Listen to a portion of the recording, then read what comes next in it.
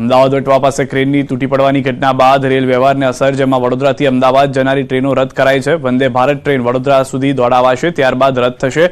તો સતાવશે એક્સપ્રેસ પણ વડોદરા સુધી દોડાવાશે, ત્યારબાદ રદ થશે. ગુજરાત એક્સપ્રેસ ટ્રેન પણ રદ કરાઈ છે. તો હાલમાં જે દુર્ઘટના ઘટી છે તેના કારણે મોટી સંખ્યામાં ટ્રેનો રદ થઈ છે અને ટ્રેનો રદ થવાને કારણે નવસારી અને સુરતના દ્રશ્યો જોઈ રહ્યા છો કે જ્યાં આગળ રેલવે સ્ટેશન ઉપર મુસાફરો જે છે તે અટવાઈ પડ્યા છે.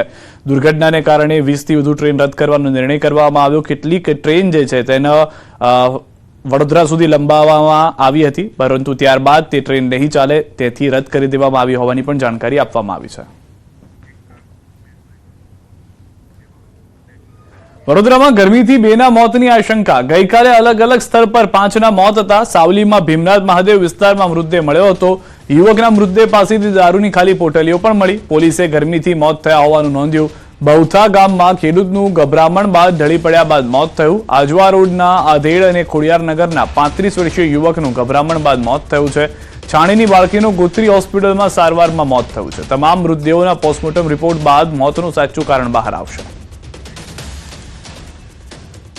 વડોદરાના કારેલીબાગમાં 8 લોકોને અડફેટે લેનાર રક્ષિતની મુશ્કેલીમાં વધારો થઈ શકે છે. અકસ્માત સર્જનાર આરોપી રક્ષિતનું ડ્રાઇવિંગ લાયસન્સ ગમે ત્યારે રદ થઈ જશે. વડોદરા પોલીસની એક ટીમ યુપી પહોંચી છે. વડોદરા પોલીસે અકસ્માતને લગતા ડોક્યુમેન્ટ યુપી આરટીઓને સોંપ્યા છે. યુપી ગયેલી પોલીસની ટીમને રક્ષિતનો પરિવાર હજુ મળ્યો નથી.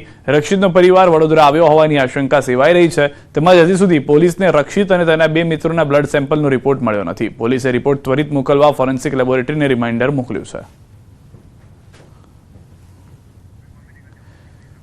તો કારેલીબાગમાં જે અકસ્માત થયો હતો કે જેમાં ખુદ કાર ચાલક તેવું કહી રહ્યો હતો કે તે નશામાં નથી, પરંતુ તેની કરતૂત અને તે જે રીતે ગાડી ચલાવી રહ્યો હતો તેનાથી તે નશામાં હોવાનું લાગી રહ્યું હતું.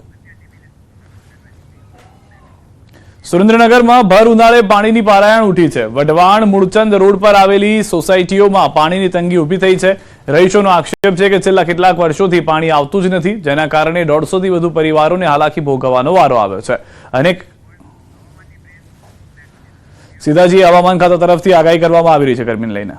आवर्स में मैक्सिमम टेम्परेचर में ज़्यादा सिग्निफिकेंट चेंज नहीं होगा. उसके बाद 2 से 3 डिग्री की गिरावट का पूर्वानुमान है. और ओवरऑल हम मैक्सिमम टेम्परेचर रियलाइज की बात करेंगे तो अहमदाबाद में 39.7 और गांधीनगर में 39.2 degree Celsius maximum temperature realise हुआ है. और पूरे गुजरात स्टेट की बात करेंगे जहाँ पे सबसे ज़्यादा मैक्सिमम टेम्परेचर रियलाइज हुआ है वो है 41 डिग्री सेल्सियस सुरेंद्रनगर. और अहमदाबाद और गांधीनगर के लिए मैक्सिमम टेम्परेचर की फोरकास्ट की बात करेंगे तो 40 डिग्री सेल्सियस के अहमदाबाद और गांधीनगर के लिए 39 डिग्री सेल्सियस के आसपास रहने का मैक्सिमम टेम्परेचर का पूर्वानुमान है. और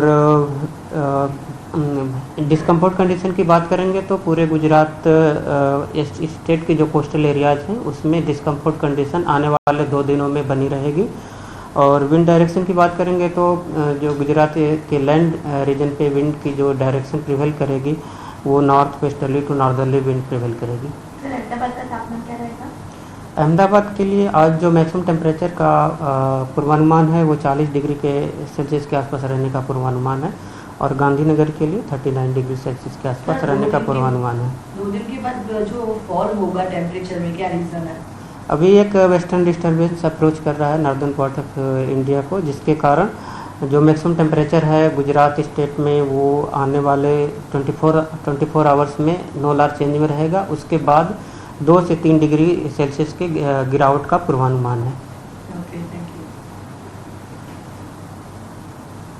તો હાલમાં ગરમી જે છે તે યથાવત રહેશે. હજી આગામી 2 દિવસ જે છે તે ગરમીનો પારો ઊંચો રહી શકે છે. 41 ડિગ્રી સાથે સુરેન્દ્રનગર સૌથી ગરમ હાલમાં હોવાની જાણકારી છે. 2 દિવસમાં 2 ડિગ્રી તાપમાનમાં વધારો હજી પણ જોવા મળશે. અમદાવાદમાં પણ પારો જે છે તે 40 ડિગ્રીની ઉપર જતો રહે તેવું લાગી રહ્યું છે. 40ની ઉપર મોટાભાગના શહેરોની અંદર ગરમી જોવા મળી રહી છે. કંડલામાં પણ તે રીતની પરિસ્થિતિ છે. રાજકોટમાં પણ તે પ્રમાણેની પરિસ્થિતિ છે.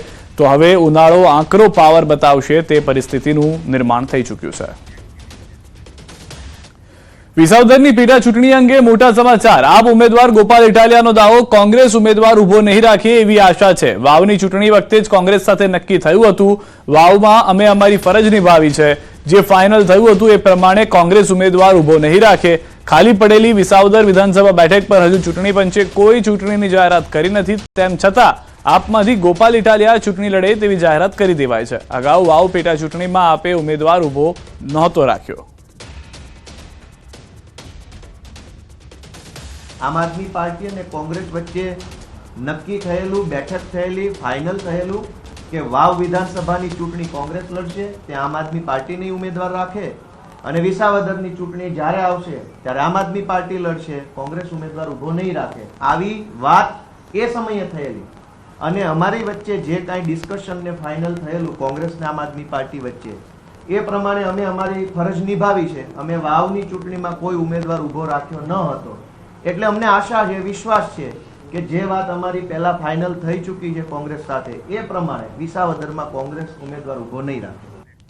છેલ્લા 8 દિવસથી આરોગ્ય કેન્દ્રના કર્મચારીઓ હડતાલ પર ઉતર્યા છે. અરવલ્લી જિલ્લાના આરોગ્ય કર્મીઓ પણ હડતાલ પર છે. ત્યારે ન્યૂઝ 18ની ટીમ ધનસુરાના પ્રાથમિક આરોગ્ય કેન્દ્ર ખાતે પહોંચી જેની સ્થિતિ જાણવા પ્રયત્ન કર્યો. ત્યાં કર્મીઓ હડતાલ પર ઉતરી જતા વેક્સિન સહિતની કામગીરી અટવાઈ છે, તો આરોગ્યની સેવાઓમાં પણ ઉણપ ન આવે તે માટે હંગામી કર્મીઓને મૂકવામાં આવ્યા છે.